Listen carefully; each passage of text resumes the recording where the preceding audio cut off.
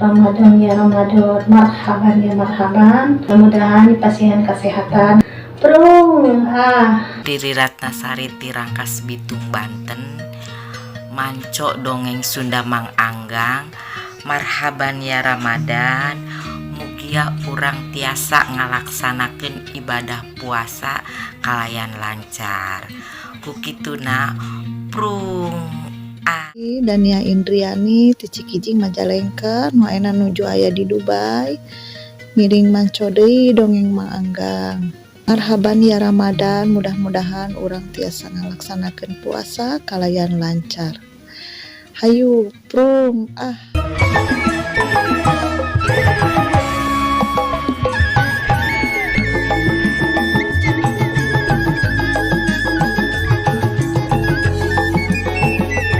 Assalamualaikum warahmatullahi wabarakatuh. Sampurasun para mitra kaum dangu dongeng Sunda Mang Anggang. Wilujeng patepang dangu deui mitra sareng Mang Anggang. Juru dongeng Sunda ti channel YouTube dongeng Sunda Mang Anggang. Hatur nuhun mitra kanu parantos manco dongengna oge maparin komentar sareng like-na.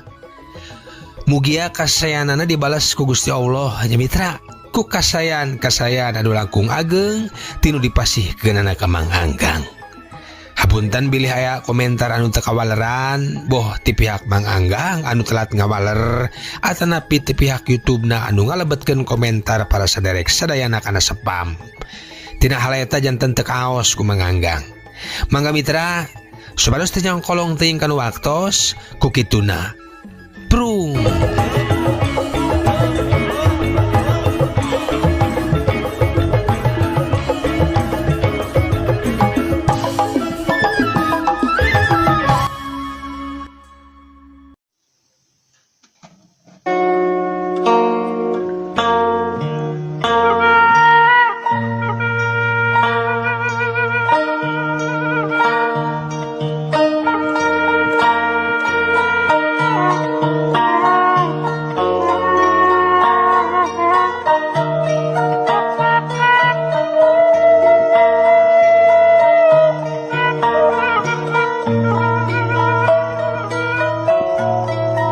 Mitra kaum dangu,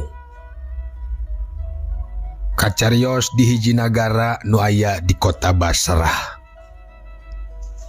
Aya hiji pamuda jenenganana Hasan Basri. Ari Hasan Basri teh minangka saurang pamuda wadalan pasantren nu hirup karijeng indungna wungkul. Demi bapakna tos lami parantos maut. Mitra Hasan Basri teh sapopoe gawena taya deui iwal ti dagang di pasar atawa kalan-kalan ngawuruk santri di pasantren. Ari pangbagian waktuna ti isuk-isuk nepi ka lohor Hasan Basri dagang di pasar. Di lohor nepi ka sore Hasan Basri ngawuruk santri di pasantren. Kacarios dina hiji mangsa Hasan Basri disaur ku ibuna. Ujang kasep anak king, kadia ibu aya picaritaeun. Unjuk sumangga kanjang ibu. Aya pikir saeunaon? Kieu ujang kasep Hasan Basri. Ibu teh menang beja nupi kahariwangan. Rehna ayeuna teh keur usum culik, usum cocokel. Ceuk beja mah geus aya 88 pamuda ti nagara Basrah, ti nagara urang anu diculik sarta can aya laratanana. Sumuhun Bu, lajeng kumaha? Tembal Hasan Basri ka indungna. Jadi kieu anak king. Ibu teh ngarasa hariwang kahidep anak anungan hiji-hijina. Jaba geus eueuh bapana geus maot kulantaran hidup mah sapopoe oge tara aya di imah nyaeta ayeuna di pasar wae. Sumuhun Bu, lajeng kumaha? Jadi umat hidup sing waspada Hasan Basri kasep. Waspada teh waspada kumaha ibu? bisi aya jalma asing nu teu dikenal omat hidup ulah rek percaya kitu bae. Sumuhun ibu, insyaallah sagarupi nasihat ibu ku abdi bade diestukeun pisan. Insyaallah nyuhunkeun pidoana ti ibu. Mugi abdi dipasihan kasalamatan sarta kekuatan iman sinarang Islam, Bu. Mitra kaum dangu kitu diantara eta paguneman nu memang bener dina waktu eta teh di nagara Basrah keur harengheng sabab aya kejadian leungitna 88 pamuda anu nepi ka kiwari masih can kapanggih laratanana. Ceuk beja mah cenah anu sok nyulikan barudak pamuda teh asalna ti nagara Ajami nu kasohor pandudukna anu ngagem agama Majusi atawa nyembah kana seuneu.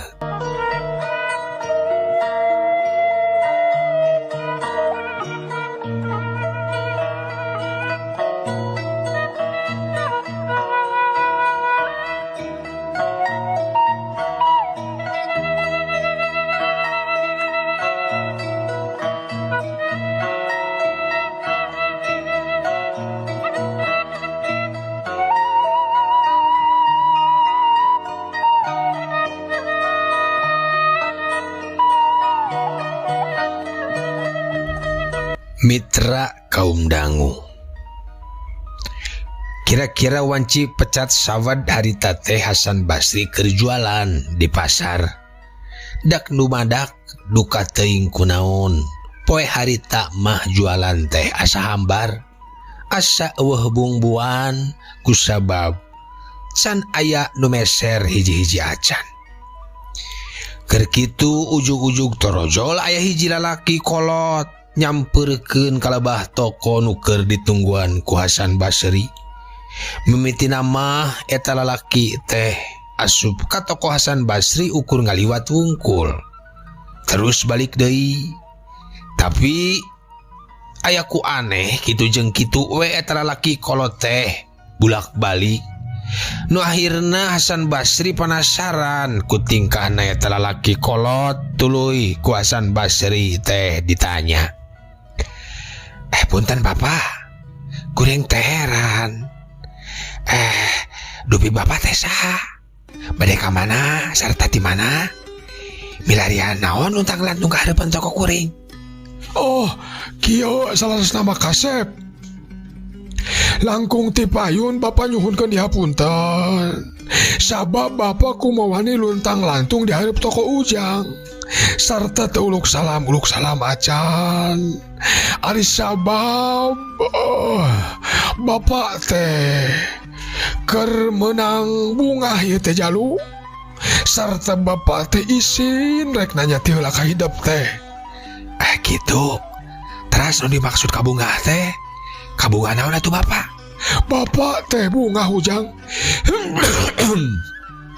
Kusabab ningali rarai anjeun mani persis sarua pisan jeung rarai anak Bapak nu tos ngantunkeun sababaraha taun ka tukang. Oh gitu. Ari perkawis isina isin kumaha? Kieu jang kieu. Ya, ngaran Bapak teh Ki Bahron. Bapak asli urang nagara Ajami.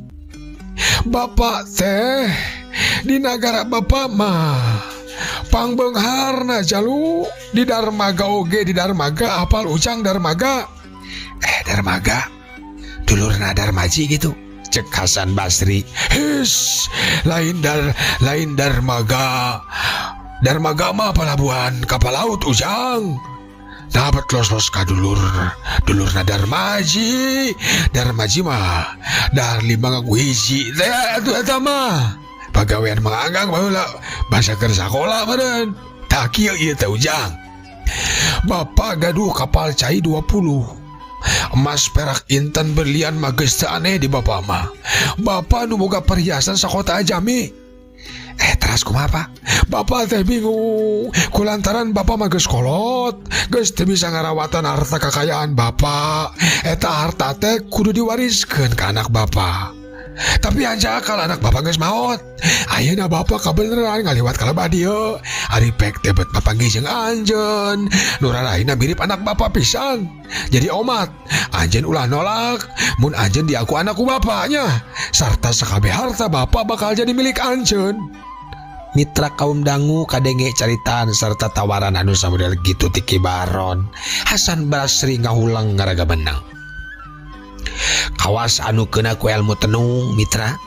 Anjeuna bet poho kana nasehat ibuna, bet ujug-ujug percaya wae kana setiap caritaan Ki Bahron.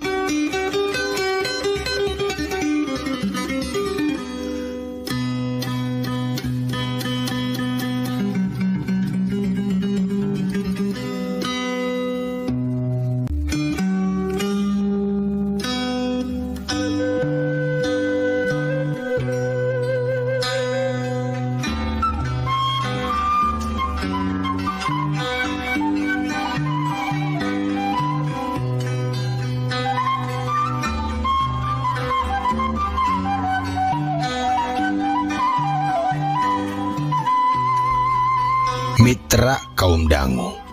Saterusna mah harita Hasan Basri daek narima kana tawaran Ki Bahron kalawan ngajukeun usul rek menta idin heula cenah kanu janten ibuna. Kadenge harita Hasan Basri cumarita. Gitu bapak. Teras ayeuna abdi kedah kumaha? Cek Hasan Basri nu geus mimiti leuleus hatena. Kieu jalu kasep. Saha wasta teh? Hasan Basri bapak. Saha? Hasan Basri. Tah, Hasan Basri kieu ieu teh. Anjeun lamun daek sarta hayang jadi ahli waris bapa. Ayeuna keneh anjeun kudu milu ka nagara bapa. Ulah salempang, teu kudu hariwang. Montong jadi pipikiran. Kege aya geus aya ti ditu mah anjeun mutlak jadi ahli waris bapa. Kumaha? Hah? Sumuhun mangga bapak. Tembal Hasan Basri. Abdi kersa ngiring ka nagara bapa. Tapi abdi teh kedah wawartos heula nyuhunkeun doa restu tipun biang. Nya hog. Nya alus nama kitu. Sabab doa indung teh kacida penting na. Cek Ki Bahron kalayan daria. Mitra kaum dangu atuh geus kitu mah terus harita teh Hasan Basri nutup heula tokona. Beres nutup toko kebat lumampah dua nana nuju ka imah ibuna Hasan Basri. Di satengahing perjalanan Ki Bahron toleh ngabibita jeung ngagul-ngagulkeun harta kekayaan dirina. Ngan kusabab ngabibitana kaleuwih teuing. Atuh bet jorojoy aya rasa curiga dina hati Hasan Basri teh. Boa-boa. Ki Bahron teh tukang tipu. Decek beja sok nyulikan budak pamuda teh di nagara Ajami. Cek gertes hate Hasan Basri waktu harita. Di lebah pengkolan reg Hasan Basri ngarandeg ngeureunkeun lengkahna terus nyarita ka Ki Bahron. Punten bapak, lireun heula sakedap di dieu. Hah? Kumaha jang? Lireun heula di dieu sakedap. Sumuhun mangga jang, mangga. Aya naon? Kieu ieu teh bapak. Kumaha. Abdi teh sanes toyong ngiring ka bapa. Ada gitu. Sumuhun sanes toyong ngiring ka nagara Ajami. Tapi kumaha jang? Kasep. Abdi teh awatos kapun biang. Tangtosna oge bakal ngarasa leungiteun. Ku alas sakitu punten abdi mah moal janten lah ngiring ka nagara bapa mah. Oh gitu. Nya teu naon. Da bapak oge moal mamaksa. Moal ngan kusabab ayeuna geus wanci pasosore. Jadi bapak teh lamun mulang ke nagara Ajami teh meureun bakal kapentingan di jalan jang. Kusabab kitu wayahna bapak rek milu mondok di mah anjeun. Nya mangga wae ari bade mondok mah. Etang-etang silaturahmi ka pun biang. Tembal Hasan Basri. Terus dua nana terus gandai lampahna ngajug-jug ka imah Hasan Basri.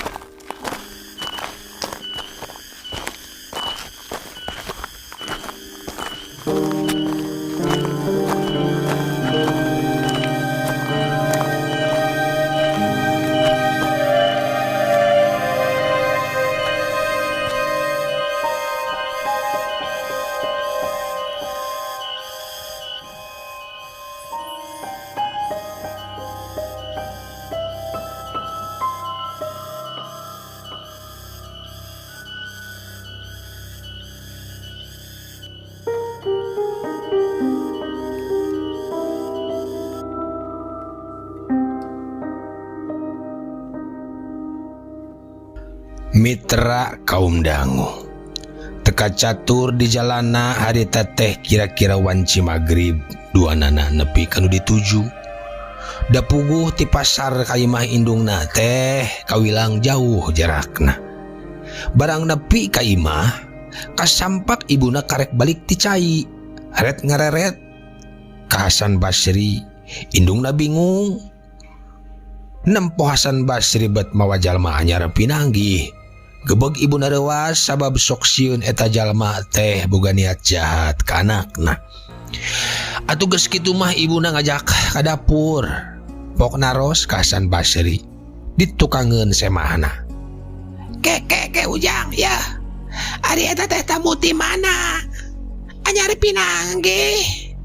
Asa rewas ibu mah. Eta teh tamu ti nagara Ajami ibu. Namina Ki Bahron. Takedari uang dasanes jalma jahat. Agamana oge sami agama Islam. Lain gitu anak king. Sing ingat.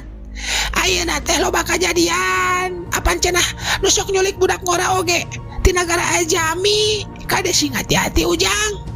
Insyaallah moal bu. Ki Bahron mah jalmi bager, getol ibadahna sing percanten. Tembal Hasan Basri ngayakinkeun indungna. Nyaho gari kitu mah. Tembal indungna, sanajan bari jeung hate mah tagiwur teu buguh. Ngaran-ngaran hate indung moal bisa kapalingan. Mun aya jalma nu maksud jahat ka anakna sok aya pirasat anu kurang hade kana hate indung. Tapi Ibu Hasan Basri teu loba carita bus bae asup ka kamarna nu maksud rek salat magrib. Sedengkeun Hasan Basri jeung Ki Bahron oge sarua harita teh duanana ngalakonan salat magrib. Hasan Basri kapaksa jadi imam demi Ki Bahron jadi makmumna. Duka teuing nya Ki Bahron mah salat di tukang dukas sakadar pura-pura. Ngan anu jelas mah dititah jadi imam mah Ki Bahron teh teu daekeun tang kamugen.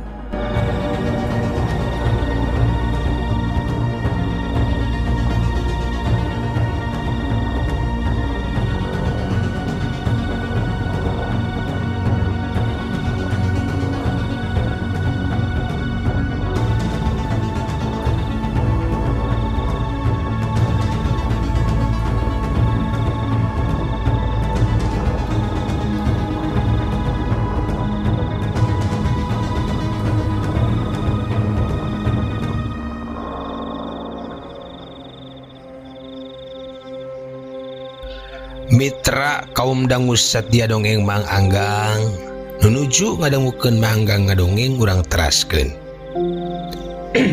Waktu terus lumaku marangan renghapna insan anu magelaran di alam pamenangan.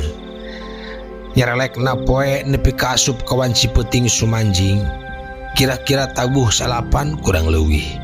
Ibuna Hasan Basri mah tos tibra kulem. Sedangkan Hasan Basri jeung Ki Bahron keur ngobrol keneh di rohangan khusus paranti tamu. Kadenge harita Ki Bahron sumarita bari ngaluarkeun hiji benda sajenis ukiran kira-kira sajeungkal. Tah Kasep, bisi anjeun teu apa. Ieu teh kai nu sok disebutna kayu iksir ieu teh. Naon kayu iksir teh Bapak? Ku kaula rek dijelaskeun naon disebut kayu iksir. Tapi tikoro asa garing kieu ya. Kaula teh hayang nginum. Sik pangniuhkeun heula rujak asam 2 gelas mah. Hasan Basri teu kaleked harita keneh ngaleos ka dapur nu maksud rek ngarujak haseum. Sedengkeun Ki Bahron sabot Hasan Basri ngaleos ku siwal manehna ngaluarkeun hiji bungkusan leutik tina balik bajuna. Duka teuing bungkusan eusina naon. Teu lila torojol Hasan Basri datang deui bari mawa rujak asem 2 gelas. Geus kitu mah Ki Bahron nuluykeun deui caritaanana. Tak Ujang, ari kayu iksir teh rajana kayu nu ayana di pucuk Gunung Mega. Khasiatna kayu iksir luar biasa Jang, sabab bisa ngarobah tambaga jadi emas. Masya Allah, nularas Bapak. Benar Kasep, eta keistimewaan kayu iksir teh. Malah dina berjanji oge aya anta iksiru wagoli Kangjeng Nabi teh ibarat kayu iksir. Sabab kayu iksir teh boga kaistimewaan anu luar biasa. Lain kayu biasa, lain kayu samanea. Oh gitu. Tiasa teu upami ayeuna dibuktoskeun. Heuh. Tiasa teu upami ayeuna dibuktoskeun eta kaistimewaan kayu teh. Bisa we Kasep atuh. Tah, ieu tambaga tah. Semon, lamun dianclomkeun kana cai nu meunang murulukan ku kayu iksir. Semon, maka ieu tambaga bakal jadi emas. Ah gitu, coba perhatikeun. Cek Ki Bahron. Atuh geus kitu mah mitra harita Ki Bahron ngawatak ajianana. Ajian pikeun nipu ngareka perdaya Hasan Basri. Gap manehna kana peso terus eta kayu iksir teh dikerik ku peso sarta krikanana dikana caikeun. Anu aya dina tampolong leutik. Aneh bin ajaib eta cai teh ngedak-ngedak ngagolak. Beki loba bubuk kayu iksir dina tanah eta caikeun bet jadi beki tarik ngagolakna. Terus eta cai nu ngagolak teh diancloman tambaga sagede pigelang leungeun. Kalawan bari ngarapal mantrana harita dak dumadak eta tambaga teh robah jinis jadi emas murni 24 karat. Sarta cai oge ngaradak teu ngagolak deui ayeuna mah. Tuh Kasep. Katingali ku anjeun. Ku kahebatan ieu kayu iksir tamaga oge bisa jadi emas. Hah? Mitra kaum dangu barang nampo eta kajadian, Hasan Basri tangka lohok bengong sabab memehan teu percaya ningali eta kajadian. Sedengkeun Ki Bahron sajeroning nyarita teh leungeuna cupu capa kana bungkusan racun terus diperulukeun kana rujak asem nu sagelas.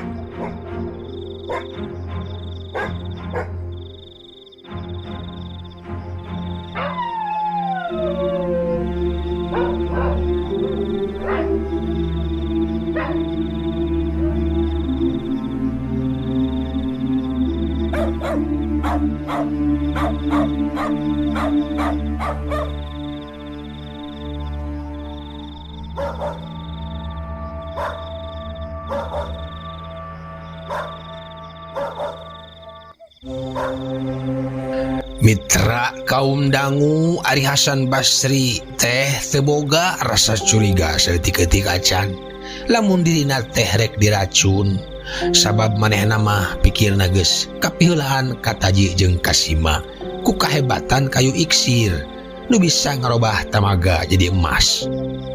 Hebat Bapak, kakara kuring nyaksian kejadian seperti kieu mah yeuh.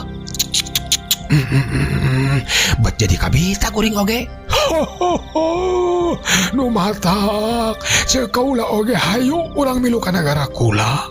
Sabab ieu sakabeh nu aya di badan kaula bakal jadi milik anjeun. Tembal Ki Bahron.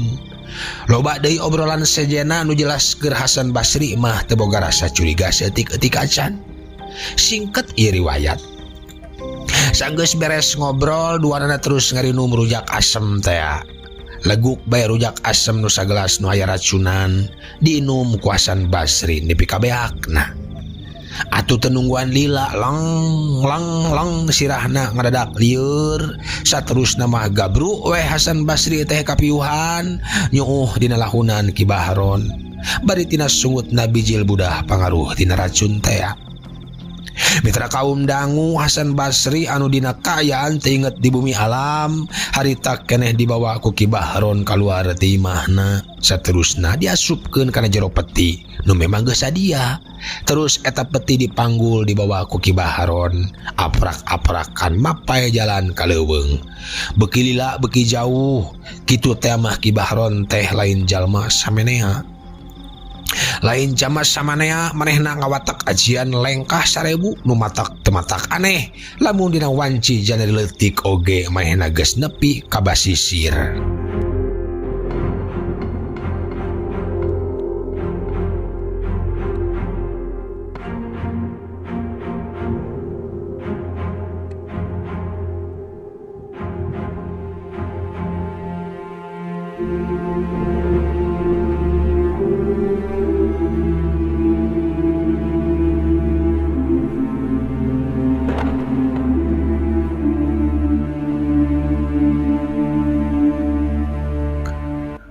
Di basisir di sisi laut geus nyampak genep urang anak buah Ki Bahron narungguan. Salah saurang di antarana nyarita, "Kumaha hasil Abah?" Hasil barudak. Tembal Ki Bahron ke anak buahna. Iya budak ngora, nu sok nyebarkeun agama Islam yo. Ngaranna Hasan Basri. Benang diculik ku kaula. Ulah loba omong hayu gancang urang indit. Mentas lautan bisa anu nyusul. Cek Ki Bahron terus bae harita Ki Bahron manggul Hasan Basri hanjat kana perahu dituturkeun ku genep urang anak buahna teh.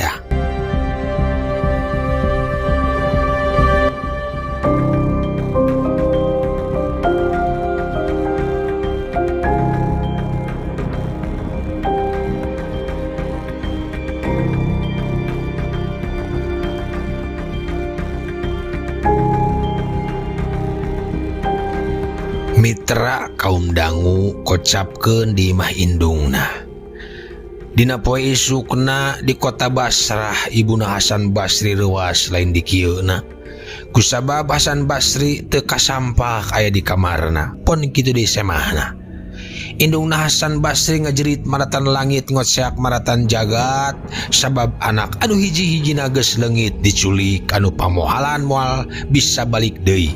Guyur salembur aya rasa di desa gujrud kaunggal nagara yang di kota Basrah harita geus kalingitan deui geus jangkep ayeuna mah leungitna teh 100 pemuda diculik teu kapanggih laratanana.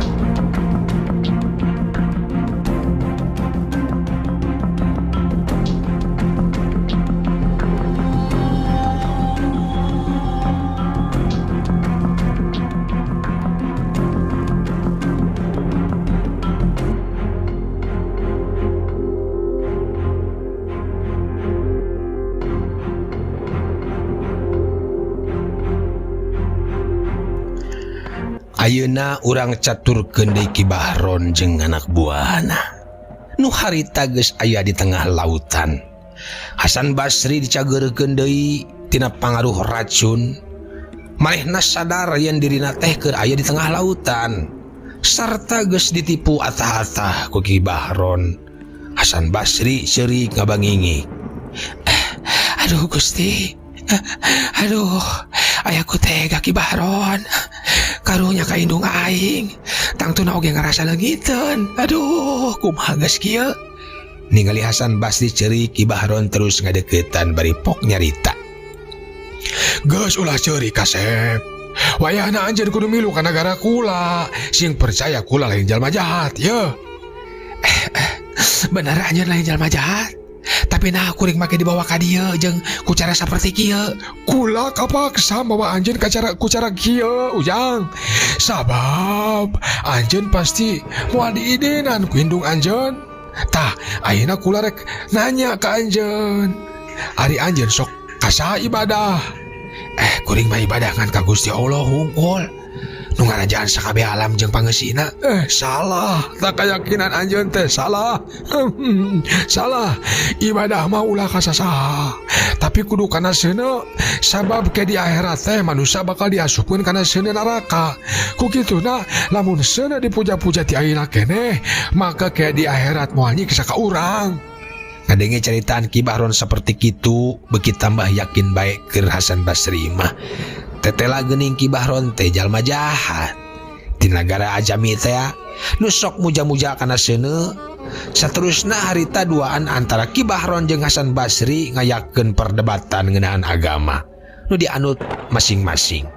Ujung-ujungna Ki Bahron maksa ka Hasan Basri supaya milu kana agama Majusi serta diancam lamun teu milu kana agama Majusi maka Hasan Basri rek ditenggel. Mitra kaum dangu, tapi kulantaran Hasan Basri kuat iman Islamna, daripada kudu milu kana agama Majusi mah leuwih hade manehna ditenggelan. Sanajan nepi ka maotna kitu cek pikir Hasan Basri dina mangsa harita. Terus we harita Hasan Basri awakna ditalian, teu beda ti sakitan, bari sarta ditenggelan ku anak buah Ki Bahron. Hasan Basri teu bisa ngalawan, ukur bisa gogoakan, salebeting hati ngadoa kanu kawasa, sangkan dirina ditang tayungan.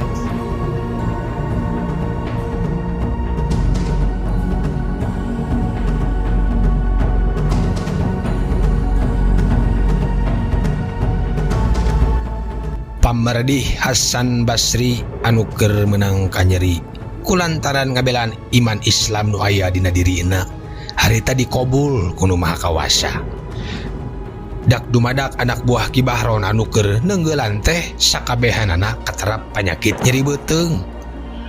Mules sarayangeun ngising kulantaran teu kuat mules teu kaburu ngalaan calana-calana acan. Atuh genepanana ngarising dina calanana sewang-sewangan, terus-terusan eta ngising teu eureun-eureun mitra, nepi ka pias beungeutna nu genepan. Kulantaran lila teuing ngabeten jeung ngaluarkeun cairan. Ningali eta kajadian, Ki Bahron boga kayakinan yen kaayaan anak buahna anu samodel kitu teh memang teu wajar. Gancang manehna ngarapal mantra panyinglar siluman silemin. Sabab cek panyangka Ki Bahron mah eta teh gara-gara siluman nu jail. Tapi sakabeh jajampean Ki Bahron teu aya anu metu. Anak buahna nu keur ngarising beuki ripuh bae terus-terusan ngaluarkeun eusi kadutna. Nu akhirna Ki Bahron daek teu daek kapaksa kudu minta tulung ka Hasan Basri, bari harita pok ngomong, Aduh Ujang, sik tulungan kaula, kumaha carana nyang hareupan ieu kaayaan? Tah rayang teuing kudu nulungan. Tadi makeun we ku sorangan, bongan tadi wae neunggelan, jeung maksa ka kuring kudu pindah agama.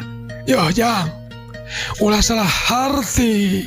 Tadi mah kula teh nyoba karena kekuatan iman Islam anjeun, ngan saukur nyoba. Sabab kula hariwang bisi ke di negara kaula anjeun kabawakeun ku akidah Majusi kitu tah. Ngadenge kitu Hasan Basri ngahulang ngaraga menang. Ah buah bener keur nyoba ke cenah Ki Bahron teh kitu cek Hasan Basri. Atuh geus kitu mah mitra terus bae Hasan Basri ngangkat dua pananganana bari ngadoa ka Gusti Allah. Ya Allah, mugi Gusti nyabut kana panyakit mules nu keur karanapan ku anak buahna Ki Bahron. Bener weh, tus nyar. Doana Hasan Basri makbul. Dak dumadak harita keneh anak buah Ki Bahron calalager.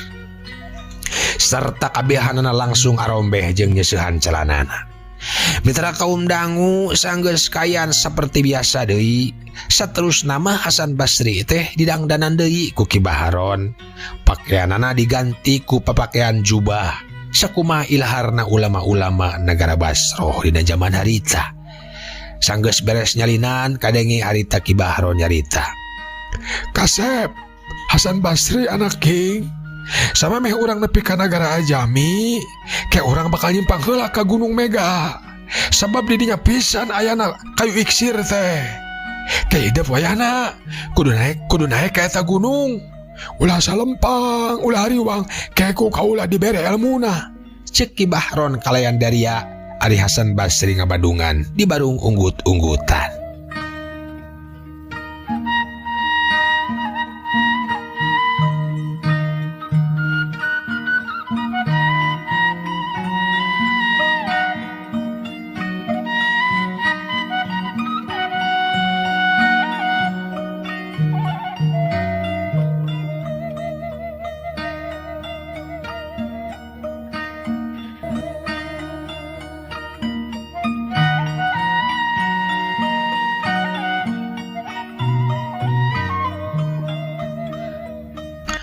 Mitra kaum dangu teka caritakeun lilana perjalanan di sagara lautan.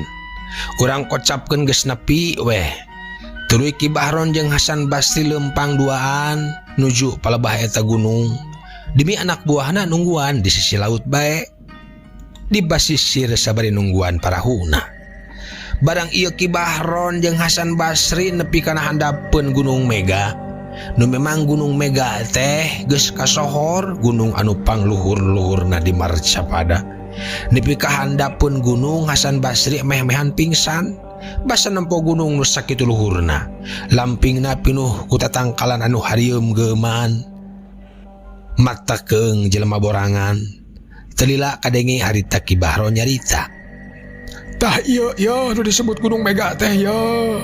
Iya Gunung Mega disebut Gunung Mega teh sabab luhurna memehan nepi kana mega. Tah di puncak eta gunung pisan ayana kayu iksir teh jang. Ku kituna urang prung weh. Ayeuna mah urang hanjat bae. Prung Kayak lamun geus kana puncakna, anjeun kudu naik kana kayu iksirnya serta punggeulan dahana. Ke kula nu nyokotan ti handap. Ya, ku kituna urang prung weh. Cek Ki Bahron. Atau geus kitu mah tuluy duanana hanjat kana lamping gunung. Ku kasaktian ieu Ki Bahron mitra. Duanana teu karasa cape leumpang, najan sakituna tek nanjakna. Barang geus deukeut kana puncak gunung, katingali di tonggoh aya tangkal kai anu gede nu disebut tangkal iksir teh. Pok Ki Bahron sumarita bari tanggah ka luhur.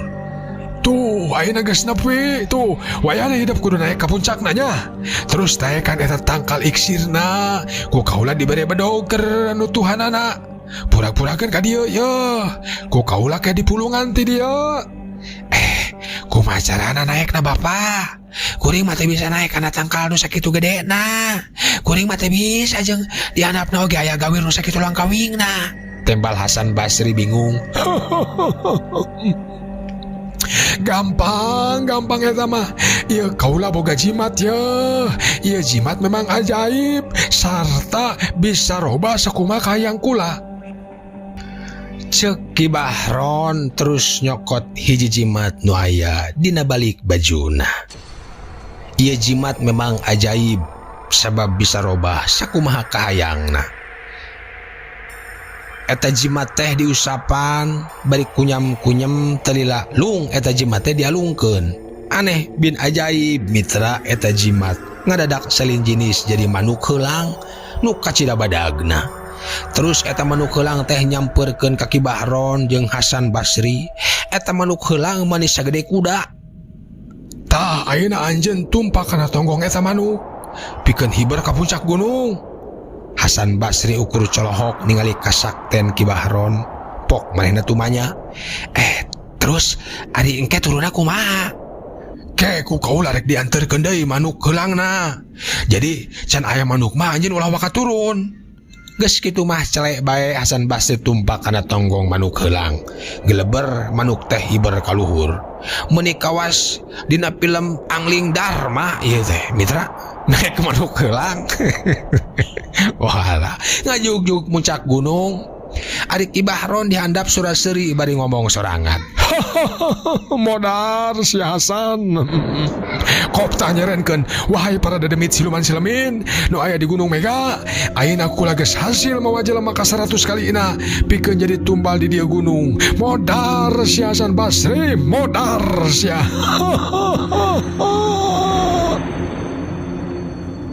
Kitu galecok Ki Bahron nu memang sabenerna mah Ki Bahron teh keur muja ka siluman nu aya di eta puncak gunung. Cek Raja Siluman Ki Bahron bakal sakti mandraguna sarta bakal jadi jalma pangbeungharna sadunia. Ngan syaratna kudu numbalkeun 100 jelema ka eta gunung. Ari jelema nu disebakeun teh ngan saukur jelema nu sok nyebarkeun agama Islam bungkul. Nya kibari geus cumpon 100 jelema. Kalawan Hasan Basri pisan korban anu ka-100-na.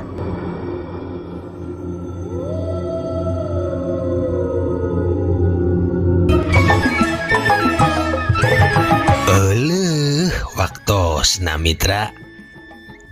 Kabujang seep cag urang tenden heula di handeuleum hieum geusan sampuraneun cag urang tunda di hanjuang siang, gesan alaeun paranti cokot bawaeun, dituruban kumandepun, di wadahan cupu manik astagina, dibuka kudu ngaliwat anu weruh kasemuna, anu apal kabasana, anu rancigas ransana, anu rancage hatena. Kembang pinetik sinebaran sari, tutup lawang sigotaka. Permios.